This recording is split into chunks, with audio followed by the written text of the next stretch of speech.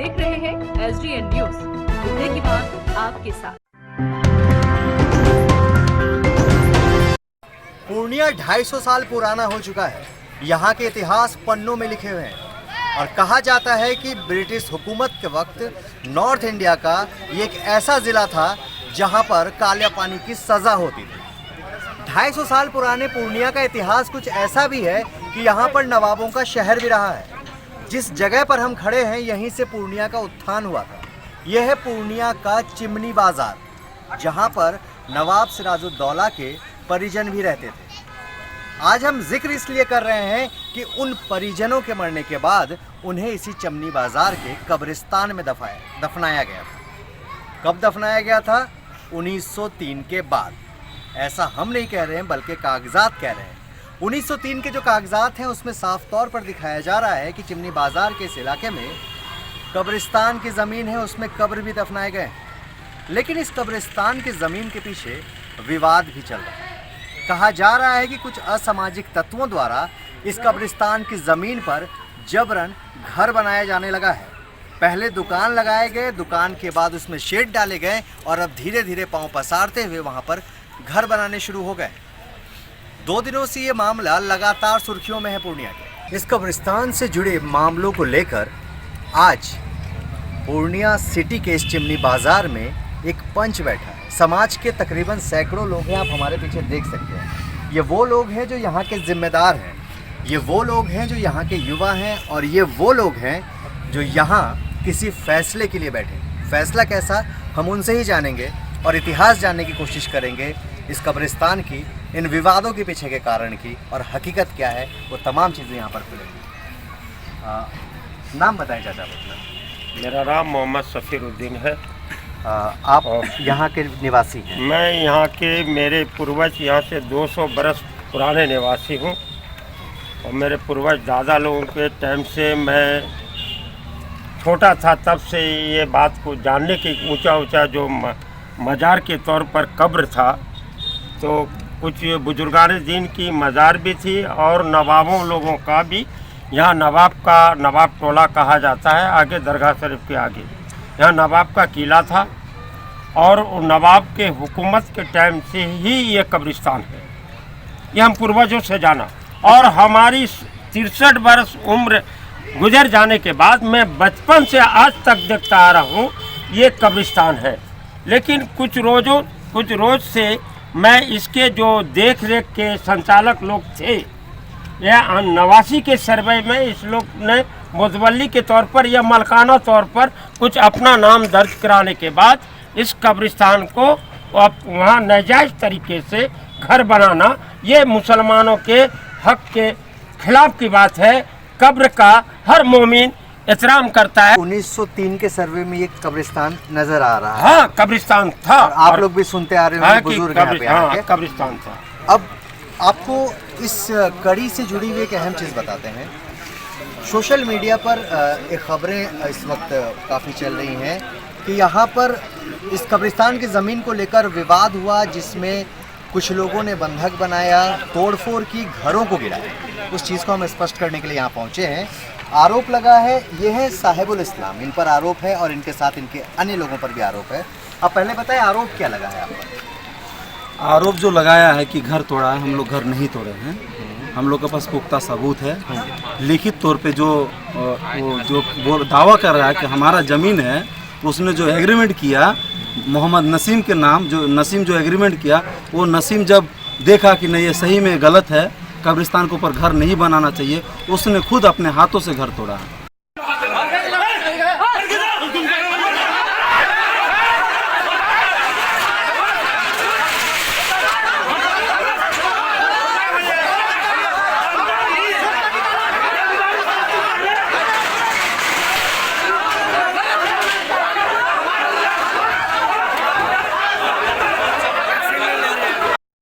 दरअसल SDN news ने जो खबर चलाई थी, उस खबर में एक वीडियो था, जिस वीडियो के आधार पर ये आवाज़ उठनी शुरू हो गई है कि यहाँ पर कब्रिस्तान की ज़मीन को लेकर जो विवाद हुआ उसमें लोगों को बंधक बनाया गया। जैसा आपने साहिबुल इस्लाम से सुना कि उन्होंने ना ही कोई तोड़फोड़ की है, ना ही कुछ बंधक बनाया गया है।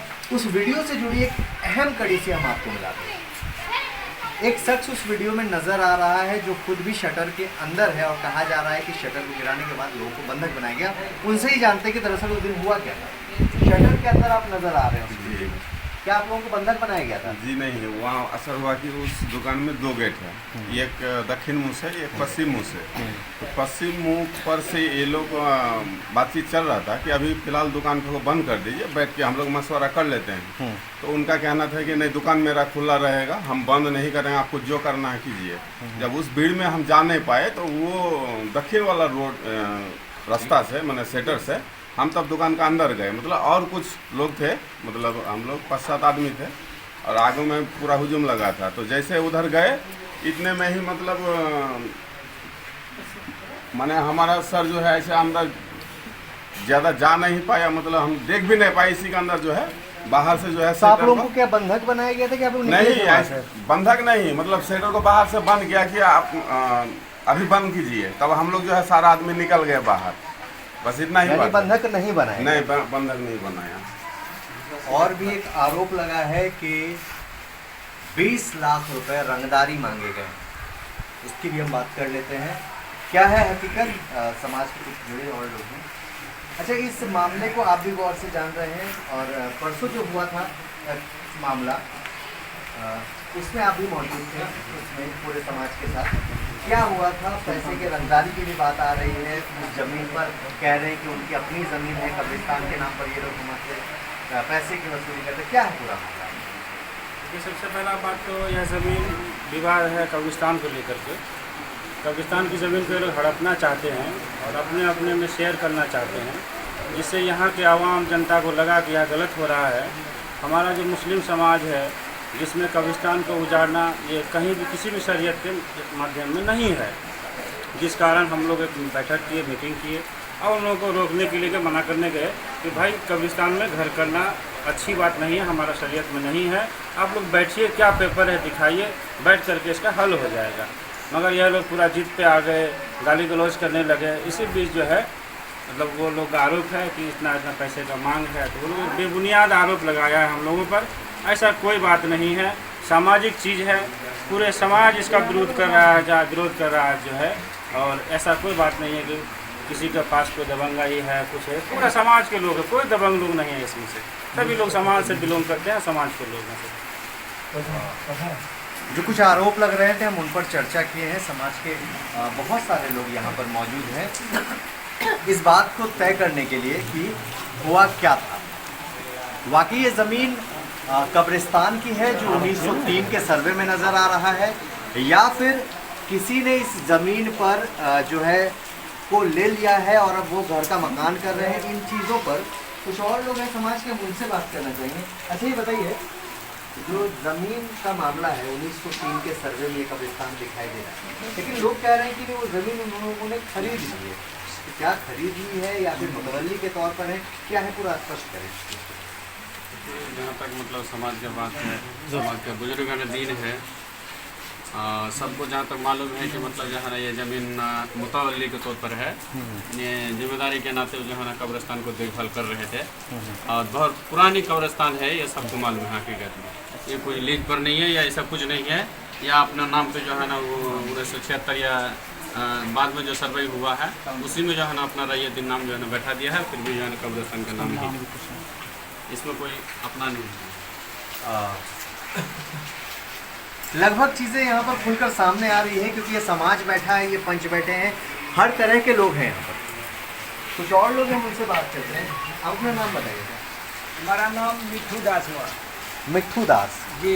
आप इसी पूर्णिया सिटी के हैं? जी हाँ, हम लोग का पूर्वज यहीं पर सब समाप्त हो गए, किंतु जब से अभी हमारा उम्र 72 बरिस हो रहा है। हाँ। जब से हमने जन्म लिया उस समय से अभी तक मैंने देखा क्या ये कब्रिस्तान है, खूंखार जंगल था, शेर भालू बाघ को देखे हम लोग, और अभी तक कोई उसको आवाज़ नहीं किया। किंतु पर जब कब्र के ऊपर में घर बनाना वो लोग चालू किया, कब्र को तोड़ना चालू किया, तो हम लोग को देखने में घिरना लगा।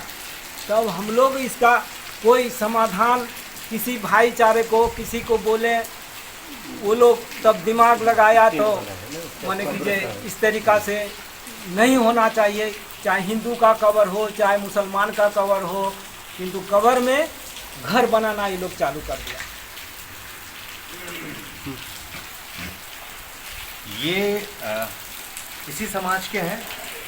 इन्हें इस बात से घृणा आई कि मुस्लिम समुदाय के कब्रिस्तान पर जबरन घर बनाया जा रहा है। ये कतई हम पुष्टि नहीं करते हैं कि ये हकीकत है। अब ये चूँकि मामला अब न्यायिक दृष्टिकोण से चला गया है, न्यायालय के अधीन होने वाला है, तो ये वो तय करेंगे कि वाकई ये ज़मीन किसकी है। लेकिन जो फिलहाल समाज कह रहा है, जो उस वक्त के लोग हैं जो इस कब्रिस्तान से जुड़े हुए इतिहास को जानते हैं, वो ये कह रहे हैं और पुष्टि कर रहे हैं कि 1903 के नक्शे में ये कब्रिस्तान है। अब हम उस नक्शे को भी देख लें कि 1903 में क्या दिखाया गया।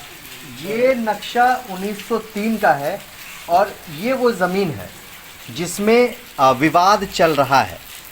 इस ज़मीन में उस नक्शे में कब्र भी नज़र आ रहे हैं। तो ये तो तय माना अब जा रहा है कि 1903 में इस जगह पर कब्रिस्तान था। कब्रिस्तान की ज़मीन पर अब जो है निर्माण कार्य हो रहा है, कब्र भी है उसमें। अब और कुछ लोगों से जानते हैं और इस बात को थोड़ा सा और क्लियर करते हैं कि क्या है मामला। अच्छा, ये बताएं कि कब्रिस्तान की ज़मीन का ये विवाद कब से चला आ रहा है?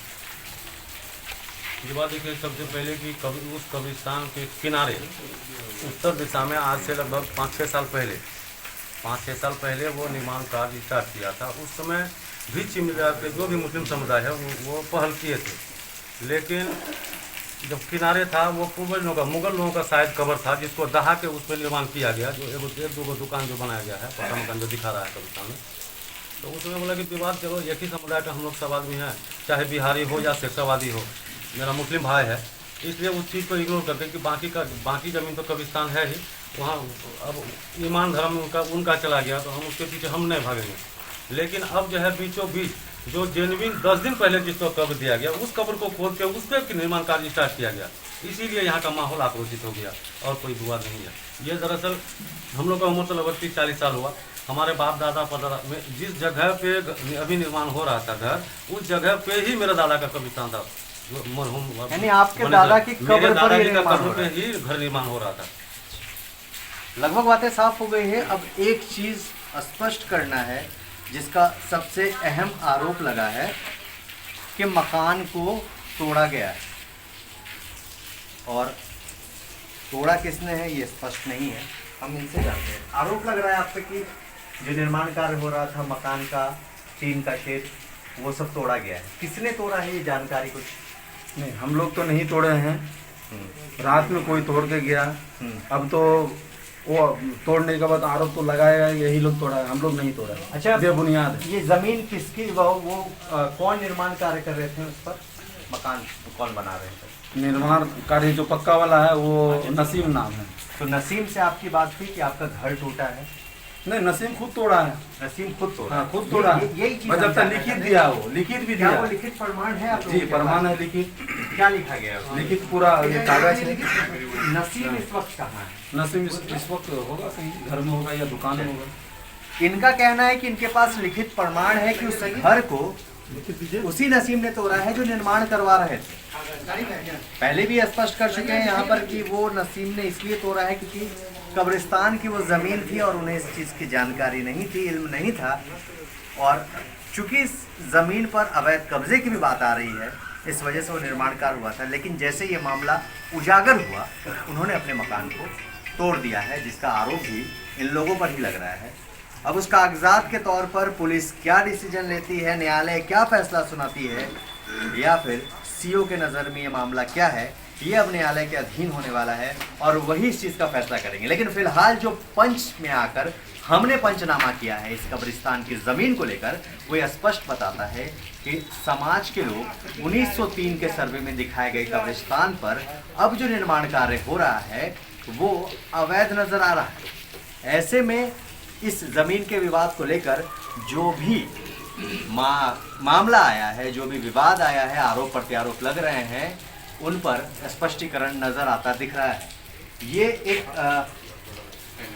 एक लेटर है मेरे पास जिसमें लिखा गया है कि मैं मोहम्मद नसीम, पिता अब्दुल मजीद मरहूम, शाकिन मियाँ बाजार, पोखर टोला, थाना सदर जिला पूर्णिया, आज दिनांक 25 सितंबर 2021 ईस्वी, समय 8 बजे सुबह कनवा बाजार हाट में इकरार करता हूं कि यह कनवा बाजार हाट के बगल में मौजा जोका जलमिया, ये खाता नंबर है वगैरह सब चीज़ दिया हुआ है इसमें, और इसमें ये लिखाया है कि टोला से बजरिया किराया नामा से किराया पर लेकर अपने खर्च से दुकान बना रहा था, जो लिंटन तक तैयार हो गया था। विजुअल में वो दिख रहा है कि लिंटन तक वो घर तैयार था। अगली कड़ी में ये लिखते हैं कि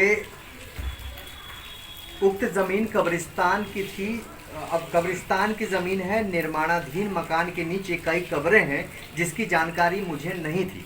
ये वो कह रहे हैं नसीम जो उस चीज़ का निर्माण करा रहे थे, कल तक जब तक उनको ये जानकारी नहीं थी, ऐसा वो इकरारनामा में अपने कह रहे हैं। अगली पंक्ति में ये लिखते हैं कि अब मुझे तमाम बातों की जानकारी हो गई है, कब्रिस्तान या कब्र पर किसी तरह का निर्माण कार्य करना या अन्य उपयोग में लाना गैर कानूनी और शरीयत के नज़र से नाजायज़ है। बहुत सारी चीज़ें इसमें लिखी हुई है, पढ़ने का वक्त नहीं, लेकिन मोटा मोटी तौर पर स्पष्ट बता रहे हैं कि नसीम जिन्होंने उस घर का निर्माण कराया था, उन्होंने खुद से ये तोड़ा है, ये भी स्पष्ट होता हुआ नज़र आ रहा है। फिलहाल हम पूर्णिया के ऐतिहासिक पूर्णिया सिटी में मौजूद थे। कब्रिस्तान की ज़मीन पर वाद विवाद जो चल रहा था, उस पर एक सर्वेक्षण के तौर पर पहुंचे थे, यहाँ के पंचायत के लोगों से बातचीत की और मामले को जानने की कोशिश की। बने रहिएगा एसडी न्यूज़ के साथ। नमस्कार।